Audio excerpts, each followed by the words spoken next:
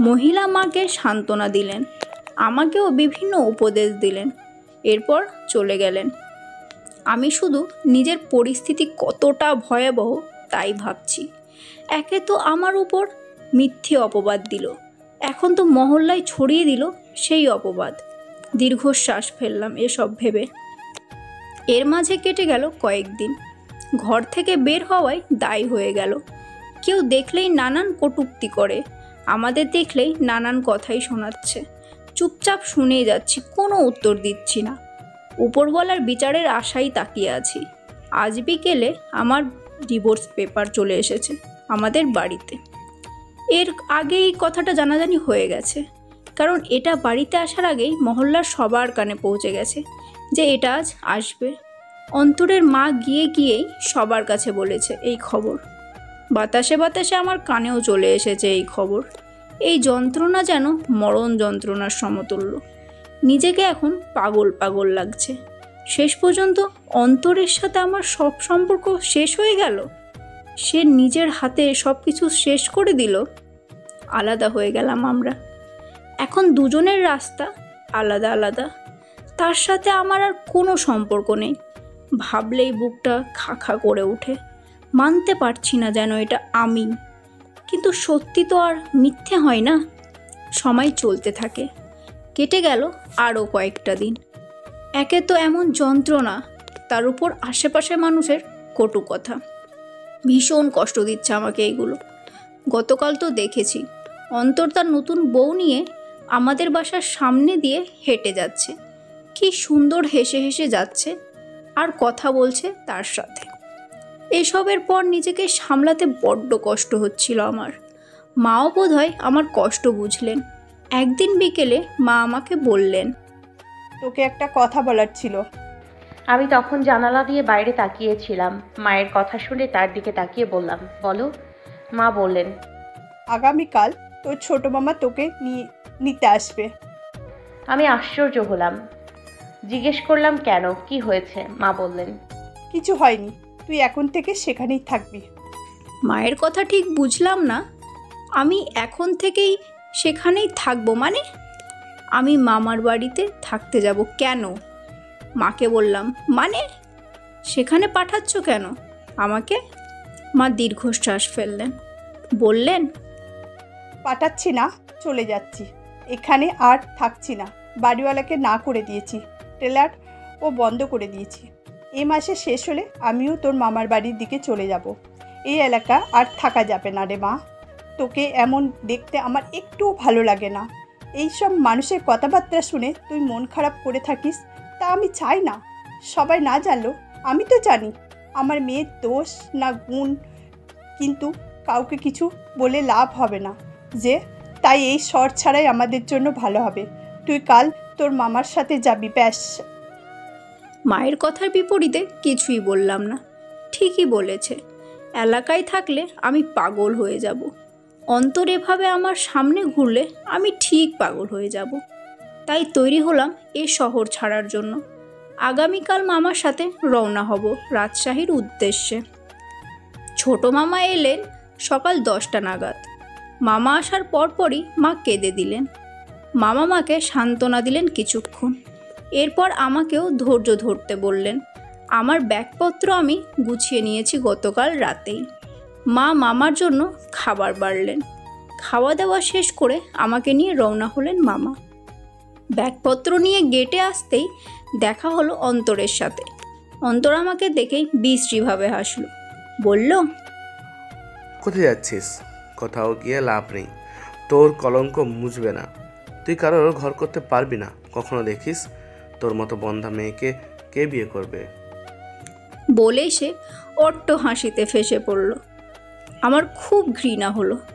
এই মানুষটার জন্য প্রেম ভালোবাসা কিছুই অন্তরে অবশিষ্ট থাকলো না। তার কথা শুনে তাকে কিছু না বলে মামার সঙ্গে চললাম। সে পেছন থেকে আরও নানান কথা শোনালো। আমি কিচ্ছু বললাম না। স্টেশনে পৌঁছে টিকিট কাটলাম ট্রেনের। রওনা হলাম রাজশাহীর দিকে। এই শহর থেকে বহু দূরে চলে যাচ্ছি আমি, যেখানে আমাকে কেউ চিনবে না। কেউ এসব ব্যাপারে কথাও বলবে না। আমি রাজশাহীতে এসেছি প্রায় 1 মাস হয়ে গেছে। আপাতত ছোট মামার বাসাতেই আছি। মা বলেছেন উনি এখানে আসলে আমরা ভাড়া বাসায় চলে যাব। মা আরও বলেছেন নানার বাড়ির যে জায়গাটুকু মা পেয়েছেন সেখানেই ঘর করবেন। এরপর আমরা সেখানেই থাকব। আমার ছোট মামি মানুষটা খুব ভালো মনের মানুষ। আসার পর থেকে আমাকে বিভিন্ন উপদেশ দিয়েছেন। জীবনের সামনে চলার মনোবল জোগাতে বলেছেন। কারো জন্য জীবন থেমে থাকে না। তিনি কয়েকটা দিনেই আমাকে অনেকটাই সাহস জুগিয়েছেন। অন্তরের জন্য ভালোবাসাগুলো বদলে ঘৃণায় পরিণত হচ্ছে এখন। আমার মা এসেছেন 2 দিন আগে। মা আসার পর বড় মামা এসেছেন ছোট মামার বাড়িতে।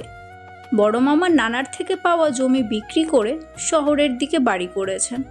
উনি এখন ওখানেই থাকেন। আজকে উনি এসেছেন এ বাসায়। মামাকে দেখে মা আবার কান্না করে দিল। এরপর মামাকে সব ভেঙে বলল। শুনেই মামা রেগে গিয়ে বললেন, আমি তোকে আগেই বলেছিলাম ওই ছেলের সাথে তোর মেয়ের বিয়ে না দিতে। ছেলেটাকে আমার সুবিধার মনে হয়নি। তোরা তো আমার কথা শুনলি না। ভালো চাকরি দেখে দিয়ে দিলি বিয়ে। এবার দেখ আসল রূপ বেরিয়ে এলো তো। মামা রেগে ফুঁসছেন। মা কান্না করছে। বড় মামি ফোড়ন কেটে বলল, ছেলের দোষ আছে, তোমার ভাগ্নিরও তো দোষ আছে। ছেলে যা করছে খারাপ করছে, ঠিক আছে, কিন্তু তোমার ভাগ্নিও তো বাচ্চা হয় না। ছেলে কি তোমার ভাগ্নির মুখ দেখা রাখবো? ছেলের কি বাপ হইতে মন চায় না? আমি মামা মামিদের কথার মাঝখানে যাইনি, পাশের ঘরেই ছিলাম। সেখান থেকেই তাদের কথা শোনা যাচ্ছে। ওনার কথা শুনে বিস্মিত হলাম। মা বললেন, ভাবি, আমার মেয়ের কোনো সমস্যা নেই। ওর নামে মিথ্যে অপবাদ দিয়েছে। বড় মামি আবারও বললেন, তারা তোমার মায়ের নামে মিথ্যা অপবাদ ছড়াইছে। এটা তুমি বলো কেমনে? 6 বছর হয়েছে বিয়া দিলা, বাচ্চা হইল না, তাইলে তুমি এটা কও কেমনে? কারণ আমার মেয়েকে আমি ডাক্তার দেখিয়েছি। ডাক্তার বলেছে ওর সমস্যা নেই। বড় মামি এবার মুখ ভেঙচি দিলেন। এরপর বললেন, বলতে পারি না বাপু, কি কও না কও তুমি? কি ডক্টর ফক্টর দেখাও তোমরা? কে জানে পুরুষ মানুষের কি দোষ থাকে কোনো? দেখো গিয়া, তোমার মাইয়ারই দোষ। মামির কথায় মা রেগে গেলেন। এক কথায় 2 কথায় মামির সাথে মায়ের খুব লাগলো। এরপর বড় মামা ধমকে মামিকে চুপ করালেন। আমি খালি চুপচাপ তাদের কথা শুনলাম, কোনো উত্তর দিলাম না। তখন ছোট মামি আমার কাছে আসলো। আমার মাথায় হাত বুলিয়ে দিয়ে বলল, দেখছিস তো কি হচ্ছে? এর মানে এই নয় তুই হেরে গেছিস। তোকে লড়তে হবে। এদের মুখ বন্ধ করার ব্যবস্থা করতে হবে। ছোট মামির মুখের দিকে ফ্যাল ফ্যাল করে তাকিয়েছিলাম সেদিন। আর মনে মনে সামনে এগিয়ে যাওয়ার প্রস্তুতি শুরু করলাম। সময় চলতে চলতে চলে গেল 2 বছর। নিজেকে অনেকটাই গুছিয়ে নিয়েছি আমি। অন্তরের জন্য কোনো অনুভূতি অবশিষ্ট নেই। যা আছে তা কেবল ঘৃণা। আমি উন্মুক্ত বিশ্ববিদ্যালয়ে ভর্তি হয়েছি। মা এখানে এসে আবার একটা টেলার্স দিয়েছেন। নানার জমিতে একটা ছোটোখাটো ঘর উঠিয়েছি আমরা। আমি পড়াশোনার পাশাপাশি কয়েকটা টিউশনি করছি। নিজেকে সামলে বেশ ভালোভাবেই দিন কাটাচ্ছি আমি। দিনগুলো ভালোই চলছিল, কিন্তু হঠাৎ একদিন বিকেলে টিউশনি থেকে ফিরে ঘর ভর্তি মেহমান দেখে চমকে গেলাম। আমাকে দেখে আমার ছোট মামার মেয়ে মিতু দৌড়ে এসে বলল, মৌ আপু, আম্মু বলেছি তোমাকে পিছনের দরজা দিয়ে ঘরে যেতে। সামনে অনেক মেহমান তোমাকে দেখতে এসেছে। আমি ওকে কিচ্ছু বললাম না। পিছনের দরজা দিয়ে ঘরে গেলাম। দেখলাম বড় মামা আর বড় মামি এসেছে। মায়ের সাথে তারা কী যেন বিষয়ে কথা বলছে। ছোট মামি আমাকে দেখে আমার কাছে আসলেন। মন খারাপ করে বললেন, তোর জন্য আমার খুব কষ্ট হয় রে মৌ। আমার যদি ক্ষমতা থাকতো তাহলে আমি এদেরকে ঝাঁটাপেটা করে বাড়ি থেকে তাড়াতাম, কিন্তু আমার সেই ক্ষমতা নেই রে। আমি তোকে সাহস নিয়ে চলতে বললেও আমার সাহস নেই রে। আজ তোর জন্য আমি কিছু করতে পারলাম না। আমাকে ভুল বুঝিস না তুই। আমি মামির কথার মানে কিছুই বুঝলাম না। মামিকে জিজ্ঞেস করলাম, কি হয়েছে মামি? এভাবে কথা বলছো কেন? মামি বললেন, তোকে দেখতে এসেছে, পছন্দ হলে এক্ষুনি আগত পরিয়ে নিয়ে যাবে। তোর বড় মামা মামি এনেছে সম্বন্ধটা, এবার মনে হয় তোর বিয়েটা হয়েই যাবে। আমি অবাক হলাম। তারা আমাকে বিয়ে দেওয়ার জন্য উঠে পড়ে লেগেছে কেন? গত 2 বছরে বড় মামা আর মামি অসংখ্য বিয়ের প্রস্তাব এনেছে আমার জন্য। মা বা আমি কেউই রাজি হয়নি। এবার একদম পাত্রপক্ষ নিয়েই এসেছে। মামিকে জিজ্ঞেস করলাম, মা কি বলেছে? মামি দীর্ঘশ্বাস ফেললেন, বললেন, তোর বড় মামা মামি তোর মায়ের মাথাটা খেয়েছে, ফুসলিয়ে ফাসলিয়ে তাকে রাজি করিয়েছে। তোর মাও রাজি হয়ে গেছে। আমি অবাক হলাম। ছোট মামি আবার বললেন, ছেলে আগে সুইজারল্যান্ডে ছিল, সেখানে এক বিদেশিনীকে বিয়েও করেছিল, কিন্তু সে চলে গেছে অন্য একজনের সাথে। একটা মেয়ে আছে, বয়স 5 বছর হবে। মেয়েটা শুধু মা মা করে, তাই আবার বিয়ে করতে চাচ্ছে। ভাই বোন নেই, কিন্তু মা বাবা আছে। পাত্র বেশ বড়লোকও, তাই তো তোর মামা মামি ধরে এনেছে। এইটুকুই জেনেছি আমি। আমি কিচ্ছু বললাম না। ধপ করে বিছানায় বসে পড়লাম। কিছুক্ষণ পর মা এলেন আমার কাছে, এসে মামির কথাগুলো বললেন। এরপর বললেন, আমারও ছেলে পছন্দ হয়েছে। এবার আমি চাই তুই এই ছেলেকে বিয়ে কর। আমি আর কতদিন থাকবো? আমার পর তোর খেয়াল কে রাখবে? বলেই মা কেঁদে ফেললেন। আমি মায়ের দিকে তাকিয়ে থাকলাম কিছুক্ষণ। মাকে কখনো কষ্ট দিতে চাই না আমি। এমনিতেই অনেক কষ্ট করেছে মা আমার জন্য, তাই মায়ের কথায় রাজি হয়ে গেলাম। মা একটা লাল রঙের শাড়ি এনে দিলেন আমাকে। শাড়িটা গায়ে জড়িয়ে আমি তৈরি হলাম পাত্রপক্ষের সামনে যাওয়ার জন্য। আমি তৈরি হয়ে বসে আছি, তখন ছোট মামি আমার কাছে আসলেন। তিনি মাথায় হাত বুলিয়ে দিচ্ছিলেন। আমি তাকে জিজ্ঞেস করলাম, আমার বিয়ের ব্যাপারে ছেলে জানে? ছোট মামি মলির মুখে বললেন, এই জন্যই তো তোকে বিয়ে করছে। মানে? পাত্র বিয়ের জন্য এমন মেয়ে খুঁজছিল যার বাচ্চা হয় না, যাতে তার মেয়েকে নিজেই ভেবে লালন পালন করতে পারে, সৎ মায়ের মতো আচরণ যাতে না করে, সন্তানের মর্ম বোঝে। তোর মামি তোর কথাটা বলেছে, তুই বন্ধা শুনেই তারা এসেছে। শুনে আমার মাথায় আকাশ ভেঙে পড়ল। এই মিথ্যা অপবাদ নিয়ে আমায় জীবন কাটাতে হবে? কি বলবো আমি? এর প্রতিবাদ করব না আমি? ছোট মামিকে কিচ্ছু বলবো এর আগেই মা আর বড় মামি চলে আসলো। আমাকে নিয়ে গেল পাত্রপক্ষের সামনে। মা যেতে যেতে আমাকে বলল, মারে, একদম শান্ত থাকবি। এমন কোনো কাজ করবি না যাতে তোর বিয়েটা ভেঙে যাক। আমি খুব করে চাই তোর এই বিয়েটা হোক। আমি চুপ থাকলাম। এক নজর মায়ের দিকে তাকালাম। মায়ের মলিন মুখটা দেখে আর কিছু বললাম না। চুপচাপ এগিয়ে গেলাম। মাও চাইছে এই অপবাদ নিয়ে দ্বিতীয়বার বিয়ের পিঁড়িতে বসি আমি। পাত্রপক্ষের আমাকে পছন্দ হলো, সাথে সাথেই বিয়ে পড়িয়ে দিল আমার। বন্ধা পরিচয় নিয়েই অন্য কারো স্ত্রী হয়ে গেলাম।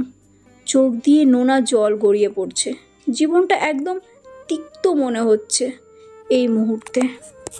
ছোট্ট ছোট্ট হাতে কেউ আমার চোখের পানি মুছতেই মস্তিষ্ক সচল হলো আমার। চোখ তুলে সামনে তাকাতেই দেখলাম ছোট্ট একটা মেয়ে, দেখতে বিদেশিদের মতোই। মেয়েটা আমার চোখের জল মুছে দিয়ে বলল, তুমি কাঁদছো কেন? বাবা কি তোমাকেও বকেছে? বাবা একটুও ভালো না, আমাকেও খালি বকাবকি করে। তুমি কেঁদো না, আমি তোমাকে খুব আদর করব, তোমার সব কথা শুনবো। আমি চুপ করে মেয়েটার কথাগুলো শুনলাম। এটা যে আমার স্বামীর মেয়ে তাতে কোনো সন্দেহ নেই। মেয়েটার চেহারাটা ভীষণ মায়াবী। মেয়েটা বারবার আমাকে দেখছে আর হাসছে, মাঝে মাঝে আমার গাল টেনে দিচ্ছে। হঠাৎ করেও বলল, আমার মা। বলেই খিলখিল করে হেসে উঠল। ভীষণ সুন্দর ওর হাসি, কিন্তু আমি চমকে উঠলাম। কখনো মা ডাক শুনিনি আমি। ওর মুখে মা ডাক শুনে বেশ ভালো লাগলো। মেয়েটা আমাকে বলল, তোমাকে একটা চুমু দেই? আমি কি বলবো ভেবে পাচ্ছি না। আশেপাশে তাকিয়ে দেখলাম সবাই কথাবার্তায় ব্যস্ত। আমি একদম নিচু স্বরে ওকে বললাম, দাও। ও আমার দুগালে 2টো চুমু খেলো। এরপর বলল, আরও দেই? আমি হেসে ফেললাম ওর কথায়। আমার পাশের মানুষটা এ যাত্রায় বলল,